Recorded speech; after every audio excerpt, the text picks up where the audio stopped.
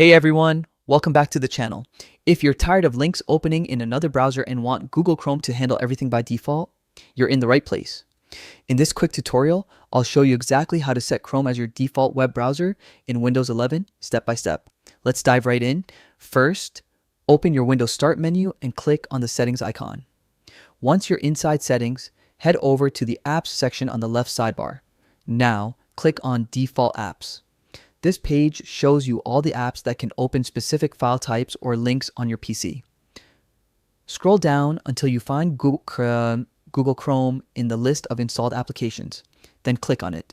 You'll now see a list of file types and web protocols like .htm, .html, HTTP, and HTTPS that can be linked to a browser. At the top, click on the button that says Set Default. Windows will then automatically assign Chrome to handle all supported web links and web-based content. And that's it. You've successfully made Google Chrome your default browser on Windows 11. Now, every time you click a link in an email or open a web page from another app, it'll launch right in Chrome. Fast, simple, and just the way you want it. So that's how easy it is to make Google Chrome your default browser in Windows 11. If this video helped you out, make sure to hit the like button, subscribe for more quick Windows tips, and drop a comment below if you'd like me to cover more browser tricks. Thanks for watching, and I'll see you in the next one.